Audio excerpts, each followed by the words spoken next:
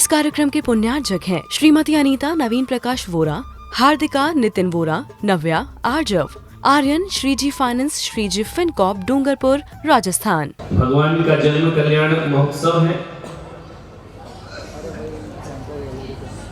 Stage पर देखो तो पूरा स्वर्गलोक जमीन पर है और जमीन पर देखो तो पूरा बागड़ मेवाड़ यहाँ बैठा हुआ है। थोड़ा थोड़ा गुजरात भी आ गया है।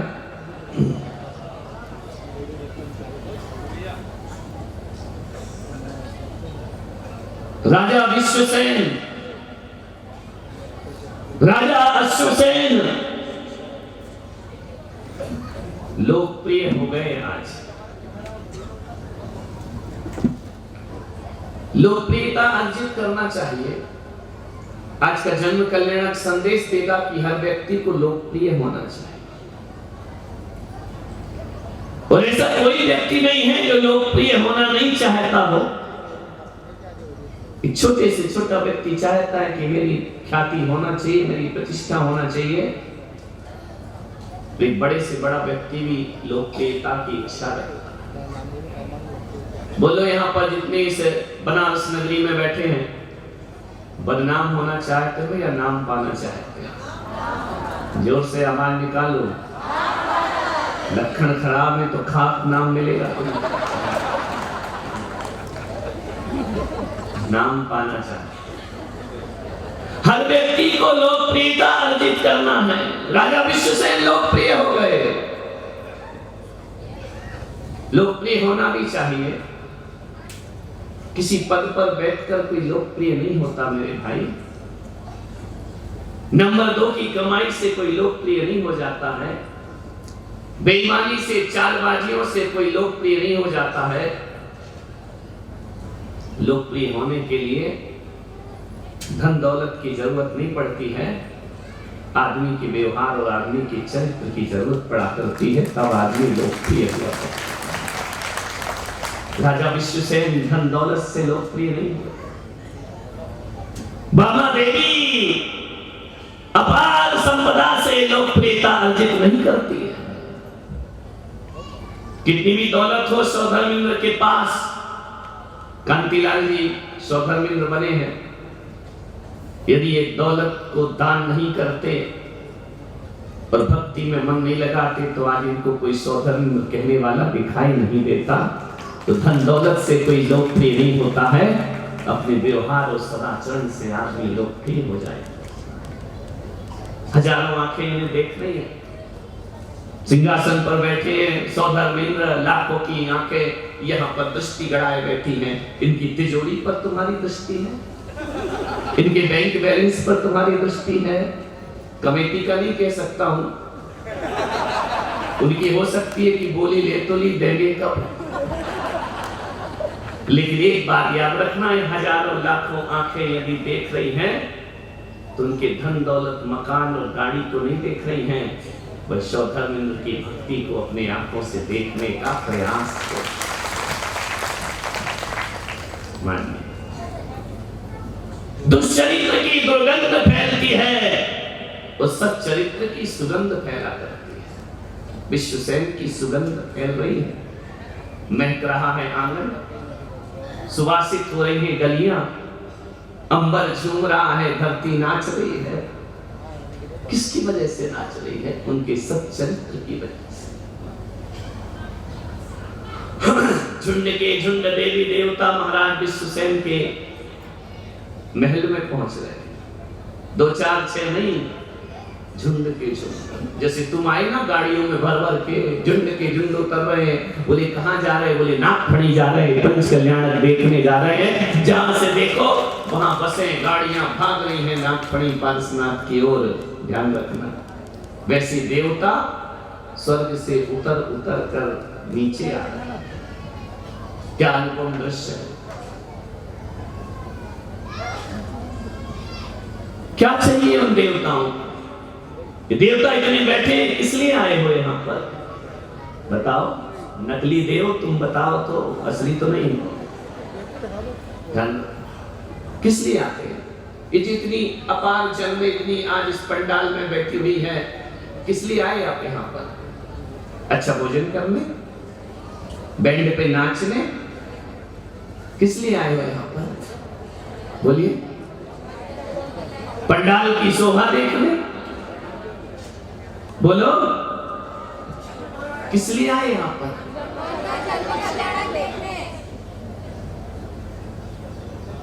कुछ देवताओं को भी कुछ नहीं चाहिए। जो वैभव सौधर्म के पास होता है, जो वैभव देवों के पास होता है, वो चक्रवर्ती का वैभव भी उनके आगे तुच्छ हुआ करता है। इतनी संपदाओं का स्वामी सौधर्म हुआ करता है। वह अपने परिकर के साथ चला आया विश्वसेन के दरबार पर। इसलिए अपने अभिष्ट को लेकर, अपनी भावनाओं को लेकर, अपने सूक्ष्म भावों को प्रदर्शित करने के लिए मैं एक बात आपसे कहता हूं, किसी के मन में, तुम्हारे मन में यदि किसी के प्रति प्रेम जागृत हो जाए ना, तो उसे मन में मत रखना, उसे अभिव्यक्त करने का प्रयास करना, क्योंकि प्रेम ऐसी चीज है जो व्यक्त करने से निरंतर बढ़ा करता है। प्रेम की अभिव्यक्ति करो। किसी के प्रति अच्छे भाव आए हैं तो उसे भीतर ही भीतर मत रखो, उसे प्रदर्शित करो। इंद्राया है अपनी भक्ति प्रदर्शित करने के लिए भगवान के चरणों में अपनी अपार जो शुद्ध परम भावनाएं हैं उन्हें समर्पित करेगा भगवान। तुम आते हो अपने घर से महाराज और भगवान के चरणों में चावल समर्पित करते हो। चावल क्या है? प्रेम की अभिव्यक्ति है। ध्यान रखिए, हीरे मोती चढ़ाने का नहीं बोला है। अक्षत चढ़ाओ, चावल चढ़ाओ। क्यों? क्योंकि चावल ऐसा द्रव्य है जो गरीब की झोपड़ी में भी मिला करता है और अमीर के महलों में भी प्राप्त हुआ करता है। हर कोई चावल चढ़ाकर निर्धन से निर्धन व्यक्ति भी अपनी प्रेम की अभिव्यक्ति नक्षत्रों के माध्यम से किया करते हैं। जब किसी के प्रति बहुत प्रेम जगता है ना, तो शब्द मौन हो जाया करते हैं। वो जब शब्द मौन हो जाते हैं तो वह मौन वाणी किसी पदार्थ का सहारा लिया करती है प्रेम को दिखाने के लिए। बस वैसी ही अभिव्यक्ति भगवान के चरणों में एक श्रीफल भेंट करके हमें प्रदर्शित करना चाहिए। किसी के प्रति गुस्सा है, क्रोध है, बुरे भाव हैं, हम तुरंत प्रदर्शित कर देते हैं, लेकिन किसी के प्रति प्रेम है तो हम प्रदर्शित नहीं कर पाते हैं। मैं कहता हूँ क्रोध और बैर के भावों को छुपा लो और प्रेम के भावों को प्रदर्शित कर दो। ये दुनिया जीने लायक हो जाएगी, ये सारा संसार जीने लायक हो जाएगा। क्या होता है, किसी को देखकर थोड़ा सा मुस्कुरा दिया, क्या बिगड़ता है अपना? ये जो ओठ है ना, इनको इतना सा 1 सेंटीमीटर ही तो खींचना है। थोड़ा सा खींच लो, सामने वाला बाग हो जाया करता है, खुश हो जाता है, आनंदित हो जाया कर। कुछ नहीं करना है, अपने मुख के भावों को थोड़ा सा अलग अंदाज में प्रस्तुत कर दो। लोग मेरे कमरे में आते हैं, मैं नाम नहीं जानता, पता नहीं जानता, उन्हें यदि प्रणाम किया, मैंने थोड़ा सा मुस्कुरा दिया, तो नहीं लगता है कि सदियों का वरदान हमको प्राप्त हो गया है, आशीर्वाद हमको प्राप्त हो गया है। मुस्कुराइए, प्रेम की अभिव्यक्ति करो, भगवान के जन्म का, कल्याण का अनुभव प्राप्त करो। 56 कुमारियों द्वारा माता की सेवा। तुम्हारे यहाँ कितनी सेवाधारी है बताओ? कितनी सेवा करती तुम्हारे यहाँ? एक नौकरानी, उसकी भी 3 महीना से तुम तनख्वाह नहीं दे रहे हो। ध्यान रखिएगा, वो भी बेचारी आना नहीं चाहती है, साल भर से लगी तनख्वाह बढ़ा दो, तनख्वाह बढ़ा दो। तुम बढ़ाने को तैयार नहीं है। पड़ोसी ज्यादा दे दे तो तुम्हें छोड़कर वहां चली जाया करती है। ध्यान रखिए, लेकिन माता की सेवा कितनी देवियां करती हैं। 56 कुमारिकाएं, अष्ट कुमारिकाएं, पारितोषिक कुछ भी नहीं, कोई किराए की नहीं है, वो कोई पैसा धन अर्जित करने के लिए नहीं आई है, वह अपनी भक्ति प्रदर्शित करने आए हैं। यहाँ पर बैठी हजारों जनवेदनी से मैं यही अपेक्षा रखूंगा। इंद्र अपनी बोलियों के माध्यम से अपनी भक्ति प्रदर्शित करता है, संत अपनी वाणी के माध्यम से प्रदर्शित करता है। प्रतिष्ठाचार्य अपने मांत्रिक शक्तियों से भगवान के प्रति अपनी श्रद्धा प्रदर्शित करता है और अपार लोग जो यहाँ पर बैठे हैं वह श्रद्धा भाव से बैठ जाएं और आज दुनिया में अपना नाम, अपनी ख्याति, अपनी माला, अपना साल छोड़ करके भगवान के चरणों में अपने चित्त को समर्पित कर देते हैं। वह आपके द्वारा प्रदर्शित की गई भगवान की भक्ति हुआ करती है, भगवान की पूजा। आप भी पूजा कर रहे हैं, इतनी दूर से आए हैं। केवल सामग्री चढ़ाने वाला ही पूजा नहीं करता है, आगे की पंक्ति से लेकर पीछे की पंक्ति तक जो बैठा है ना, वो भी जिनेंद्र भगवान की पूजा में शामिल हुआ है और अपने जीवन को धन्य प्रदान कर रहा, धन्यता दे रहा।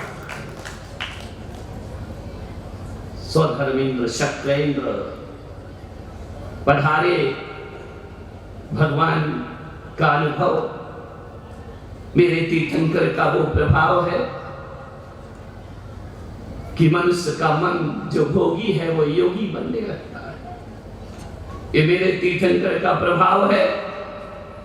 देवताओं, सारे देवता पल भर को भोग को छोड़ करके भगवान की भक्ति में विरक्ति का अनुभव करते हैं, नारकी दुखों से मुक्त हो जाते हैं, तीनों लोक के नाथ का जन्म होता है।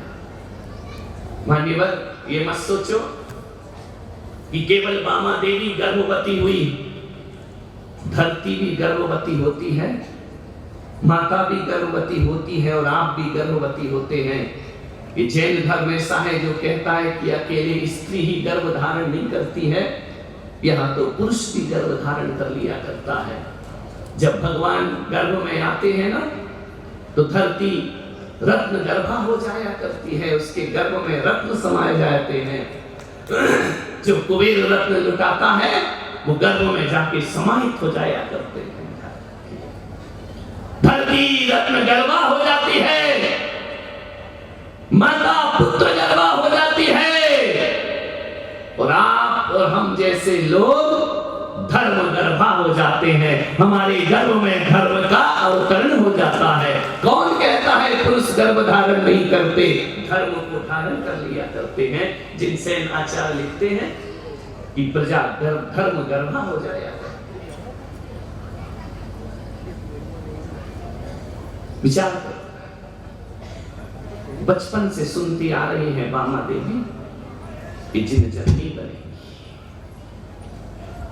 शास्त्रों में लिखा है ना कि जिनेंद्र भगवान की जो जननी होती है उसके आहार तो होता है पर निहार नहीं होता है, उसके मासिक धर्म नहीं होता है। सोचो किसी बालिका का मासिक धर्म ना हो तो पिता को चिंता नहीं होती। यौवन अवस्था को धारण कर चुकी, मासिक धर्म नहीं होता उसका, पिता चिंतित है किससे विवाह करेंगे। कोई राजा इससे विवाह कैसे करेगा? जिसके मासिक धर्म ना हो उस लड़की से कौन शादी करेगा? राजा विश्वसेन ने उनसे विवाह किया, बामा देवी से। रिश्ता से नहीं होती है माता, चिंतित है। आपकी बेटी ना हो तो आपको चिंता होगी या नहीं होगी? बोलिए, फिर क्या करोगे? किसके पास जाओगे? डॉक्टर के पास। इसकी जांच करो, इसे क्या समस्या है, क्यों ये मासिक धर्म से नहीं होती है? एक माता पिता का सहज यह कर्तव्य हुआ करता है। तो क्या बामा देवी के माता पिता के मन में चिंता नहीं हुई होगी? अवश्य हुई होगी। उस समय डॉक्टरों से नहीं दिखाया जाता था, अवधि ज्ञानी मुनियों से जाकर पूछा जाता था कि मेरी पुत्री मासिक धर्म से नहीं होती है, इसका क्या रहस्य है?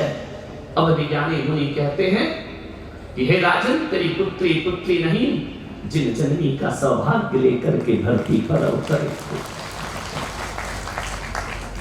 जिस बालिका ने बचपन से सुन रखा हो कि मैं जिन जननी बनूंगी, और ये घोषणा बहुत पहले हो जाती है। भगवान नेमिनाथ के समोसरण में यह दिव्य घोषणा हो गई। पूछा गया भगवान नेमिनाथ से कि बताओ भगवान, आपके बाद इस धरती पर कौन तीर्थंकर जन्म लेगा? नेमिनाथ भगवान ने समोसरण में कहा कि मेरे बाद यहाँ पर पार्श्व कुमार नाम के तीर्थंकर का जन्म होगा। कहाँ जन्म होगा? उन्होंने कहा बनारस नगरी में जन्म होगा। कौन से प्रांत में होगा? काशी प्रांत में होगा। काशी प्रांत के बनारस नगरी, जरा ये भी बताओ भगवान किसके यहाँ उनका जन्म होगा? बोले अश्वसेन की महारानी बामा देवी की कुक्षी से पार्श्व कुमार का जन्म होगा। ये घोषणा वर्षों पहले हो गई, कोई अज्ञात नहीं। लोग कहते हैं लोगों को पता नहीं रहता है। नेमिनाथ के समोसरण में पारसनाथ का भी जिक्र आ जाता है और भगवान अंतिम तीर्थंकर महावीर का भी जिक्र आ जाया करता है। ध्यान रखिए, कोई अघोषित नहीं है, सब पूर्व घोषित है। अब सोचो यदि तुम्हें कह दिया जाए एक नारी साधारण पंचम काल की यदि सची इंद्राणी की बोली ले लेती है, यहां दिसंबर में बोलियां लगी थी ना कांतिलाल जी, और जिस दिन तुम्हें पद मिला उस दिन से क्या सोच रहे थे? मैं इंद्र बनूंगा, मैं इंद्र बनूंगा, शौधर इंद्र बनूंगा। माता बनी ना बामा देवी, अभी यहां नहीं होगी, वो अंदर है।